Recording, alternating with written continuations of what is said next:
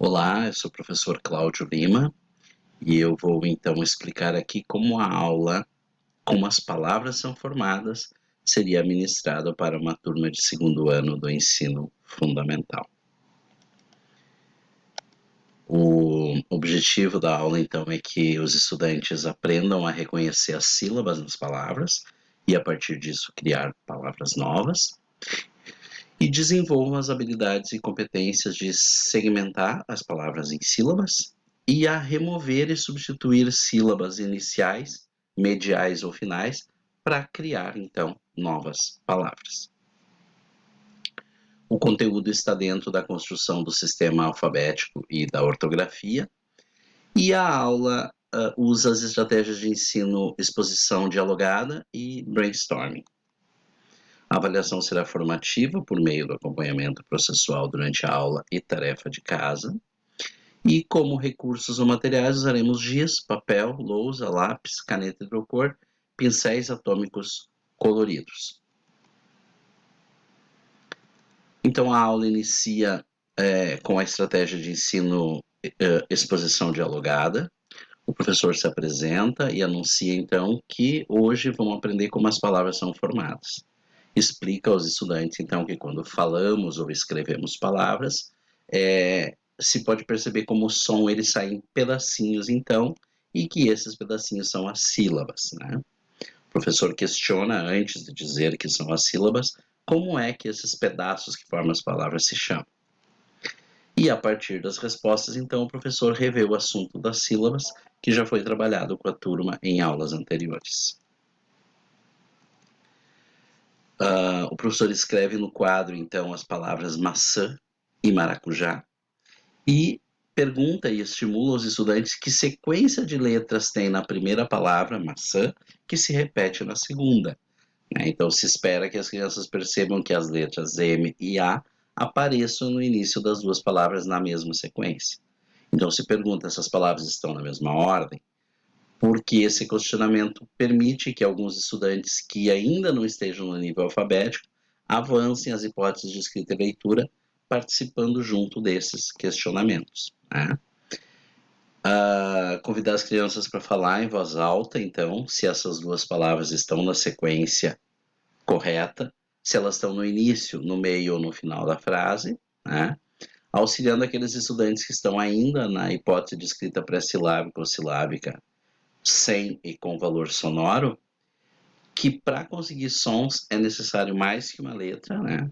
E que a forma da escrita, então, está diretamente ligada ao som da fala. O professor vai escrever palavras no quadro, estimulando os estudantes a perceber que as sílabas são formadas por letras organizadas em uma determinada ordem para conseguir determinados sons, e estimular os estudantes a emitir sons vocalmente e perceber as sílabas que saem dali e quantas sílabas são, né? O estudante pode então contar nos dedos, pode bater palma a cada sílaba que ele vocalize, né? Quantas sílabas tem em maçã? Quantas sílabas tem em maracujá, que são as palavras iniciais? Alguém sabe de mais palavras que têm essas sílabas?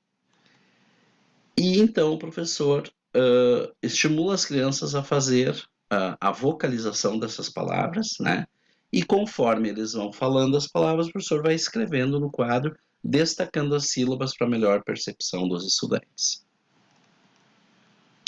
O professor explica que as sílabas, em relação à sua ordem, elas não precisam estar só no início da palavra. Essa sílaba MA de maçã e maracujá, por exemplo, pode estar no final, como na palavra gema, ou no meio, como na palavra amarelo.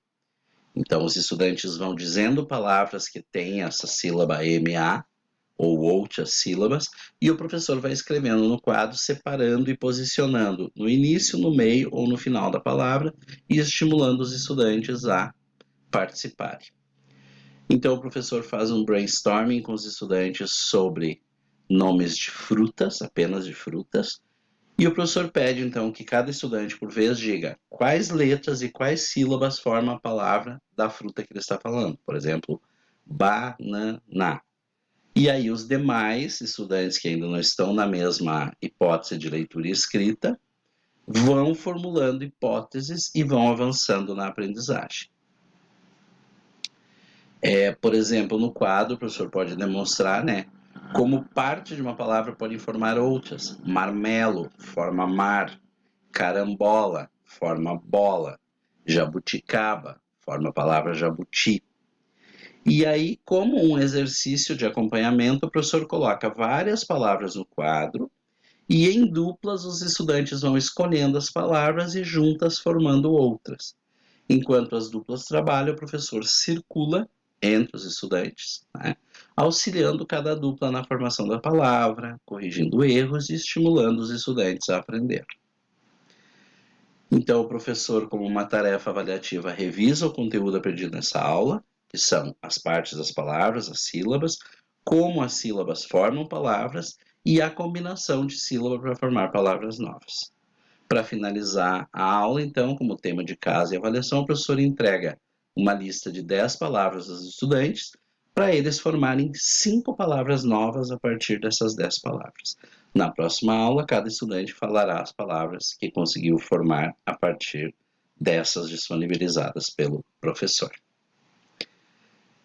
Essas são as referências desse plano de aula e obrigado pela atenção.